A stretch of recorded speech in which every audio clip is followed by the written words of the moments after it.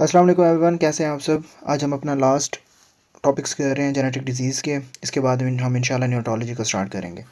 इसमें सबसे पहले आपने देखना है fragile x syndrome. Fragile x syndrome में आपने पहले क्या क्या क्या देखना है कि इसमें ना साइटोसिन गुआनिन की ना रेप्लिकेशंस होती हैं, रिपीट होते हैं। साइटोसिन गुआनिन अप्रॉक्सीमेटली नॉर्मली ना ये 5 to 44 टाइम रिपीट होते हैं। इसकी वजह से आपके जो FMR1 जीन्स हैं ये प्रोड्यूस करते हैं FMRP, मतलब ये एक प्रोटीन होता है, इसको कहते हैं फ्रेजाइल मेंटल रिटार्डेशन प्रोटीन। ये हमारे जो ब्रेन है ना उसकी डेवलपमेंट और उसके जो फंक्शंस हैं उससे इतनी मतलब मेमोरीज वगैरह ये चीज़ ये बिल्कुल ठीक तरीके से करता है। अब इन केस कोई ना कोई म्यूटेशन हो जाए तो आप मुझे बताएं, अगर ये CGG जो है वो रिपीट होना लग जाए मोर देन 200 टाइम्स। नॉर्मली तो 5 to 44 पे आपका जो FMR1 जीन्स है वो प्रोटीन प्रोड्यूस करता था, लेकिन अब for example 200 more than 200 CGG जो है वो रिपीट होना स्टार्ट हो जाए, मतलब साइटोसिन गुआनिन आपके रिपीट होना स्टार्ट हो जाए मोर देन 200 टाइम्स। इसकी वजह से क्या होना स्टार्ट हो जाएगा, इसकी वजह से हमारी बॉडी में हाइपर मिथाइलेशन जो है वो होना स्टार्ट हो जाएगी ऑफ FMR1 जीन। इसकी हाइपर मिथाइलेशन स्टार्ट हो जाएगी जिसकी वजह से FMR प्रोटीन्स क्या होना स्टार्ट हो जाएगा, हमारी बॉडी के अंदर नहीं बनेगा। जब उसके अंदर म्यूटेशन होना स्टार्ट हो जाएगी तो प्रोटीन नहीं बनेगा, जिसकी वजह से हमारी ब्रेन की जो है वो डेवलपमेंट या उसके जो फंक्शंस हैं वो क्या हो जाएंगे, उनमें डिसफंक्शन हो जाएगी, उसमें सही तरीके से वो वर्क नहीं करेंगे। ठीक है, तो उसमें पहले सिनेरियो में क्या आता है कि हमारे जो बच्चा आपके पास प्रेजेंट करता है उसके अंदर क्या होता है, लॉन्ग एंड नैरो फेस। हमारी जो उसके जो फिजिकल ट्रेड्स होते हैं ना, मोस्टली इसके अंदर एक लफ्ज़ आपने याद रखना है, फिजिकल ट्रेड्स। आपने उसकी जो नॉर्मल उसकी जो अपीयरेंस है ना वो देखनी है।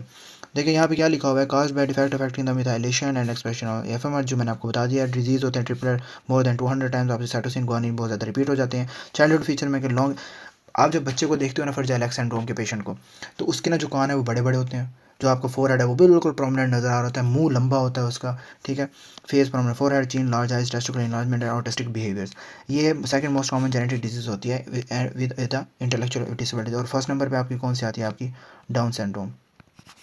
फर्स्ट नंबर पे आपकी क्या आती है, डाउन सिंड्रोम। ठीक है, इसके अंदर फ्रेजाइल एक्स सिंड्रोम के अंदर आपने ये चीज़ें याद रखनी है कि मोर देन 200 साइटोसिन गुआनिन की रिपीट, उसकी वजह से आपके FMR1 की म्यूटेशन हो जाती है बिकॉज ऑफ हाइपर मिथाइलेशन, और इसकी वजह से जो आपका बच्चे जो प्रोटीन है वो नहीं बनता, इसकी वजह से ब्रेन डेवलपमेंट, उसके फंक्शंस वो लॉस हो जाते हैं, जो बच्चे की जो फिजिकल अपीयरेंस है वो क्या हो जाती है, कंप्रोमाइज हो जाती है। हम डिस्कस करते हैं फ्रेडरिक एटैक्सिया को।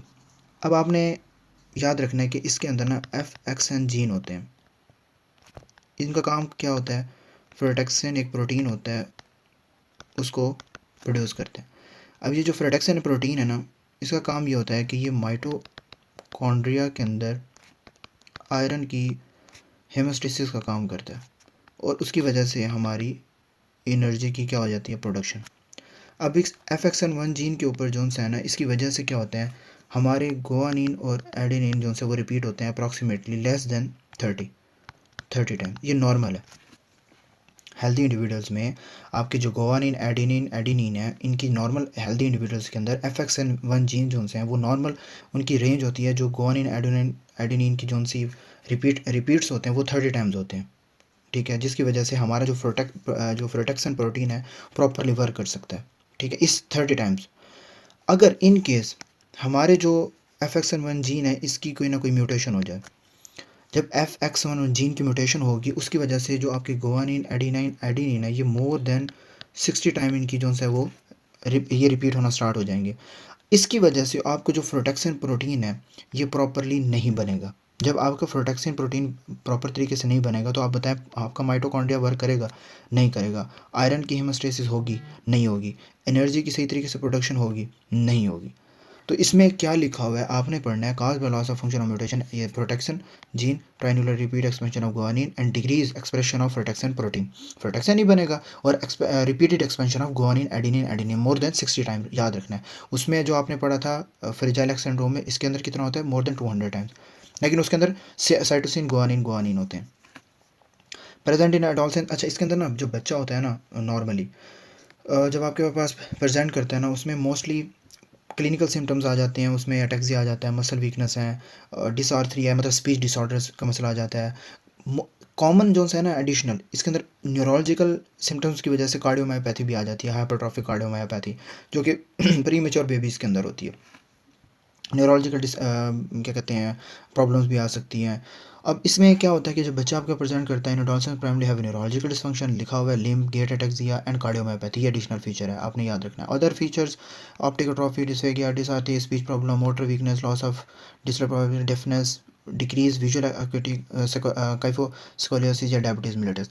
Patient present you with history of visual activity, सही तरीके से उसको नज़र नहीं आ रहा, उसको न्यूरोलॉजिकल कोई मसला है, उसके अंदर जो सा है वो सही तरीके से चल नहीं पा रहा, उसको मसल वीकनेस है या उसको स्पीच प्रॉब्लम्स आ रही हैं, और उसके अंदर हमने जो सा है ना उसके अंदर जो प्रोटेक्शन की जो अमाउंट है हमने देखा है कि वो बहुत ज़्यादा कम है, या फिर उसके अंदर there is a trinucleotide repeat expansion of guanine adenine more than 60 times. So what will be your diagnosis? This is a Friedreich ataxia and it is a autosomal recessive degeneration disorder, the most common hereditary ataxia, Prader-Willi syndrome।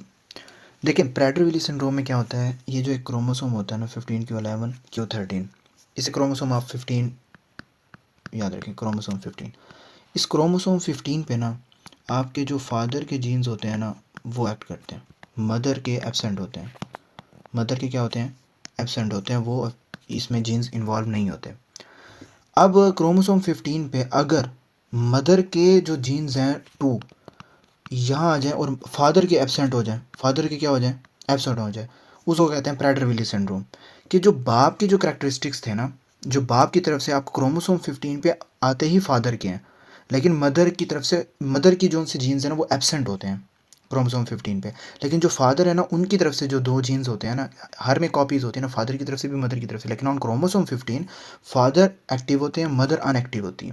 लेकिन होता ही है इस disease के अंदर, chromosome 15 के अंदर mother जो सी हैं वो एक्टिव हो जाती हैं, मदर की तरफ से कॉपीज़ आ जाती हैं, लेकिन फादर की तरफ से नहीं आती, वो एब्सेंट होती हैं। तो उसकी वजह से ना हमारी बॉडी के अंदर हाइपोथैलेमिक फंक्शन जो हैं उससे जितने भी रिलेटेड फंक्शंस है वो डिस्टर्ब हो जाते हैं। वो मेटाबॉलिज्म आपका डिस्टर्ब हो जाता है, ग्रोथ, एपेटाइट, डेवलपमेंट जितनी भी होते हैं वो क्या हो जाते हैं, डिस्टर्ब हो जाते हैं।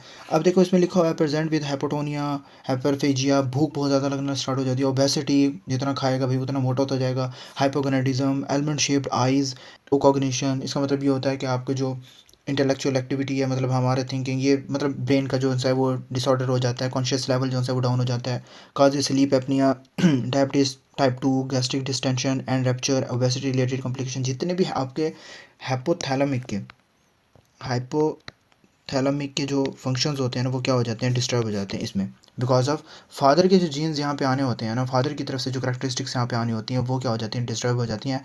लेकिन मदर की जो सी है ना उनकी तरफ से जो है वो एक्टिव हो जाती है, और मदर की तरफ से 2 आ जाती हैं कॉपीज़, लेकिन फादर की तरफ से कोई कॉपी नहीं आती, जिसकी वजह से आपको हाइपोथैलेमिक फंक्शंस जो से फंक्शंस होते हैं वो डिस्टर्ब हो जाते हैं।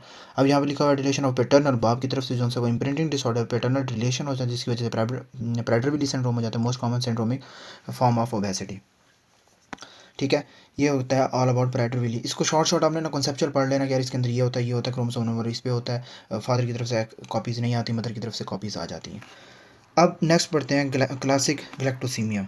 क्लासिक गैलेक्टोसीमिया में होता क्या है, वो कहते हैं cause by deficiency of galactose 1 phosphate यूराइल ट्रांसफरेज। इसका काम ये होता है कि जो आप फॉर एग्जांपल ये आपके जो लिखा हुआ है ना GALT, ये इन्वॉल्व होता है आपका गैलेक्टोज को ग्लूकोज में चेंज करने का, ग्लूकोज में चेंज करने का जी। ये हमारी बॉडी के अंदर एनर्जी सोर्स होता है ना, ग्लूकोज हमारी बॉडी को ज़रूरत होती है भाई, जब हमारी वो कहते हैं ना यार अब इसका ना जो ग्लूकोज लेवल है वो जो है वो डाउन हो गया, जिसकी वजह से एनर्जी नहीं होती उसकी बॉडी के अंदर, हमारी बॉडी के अंदर। तो ये जो GALT होता है ना ये हमारा रिस्पॉन्सिबल होता है गैलेक्टोज को ग्लूकोज के अंदर चेंज करने का, राइट।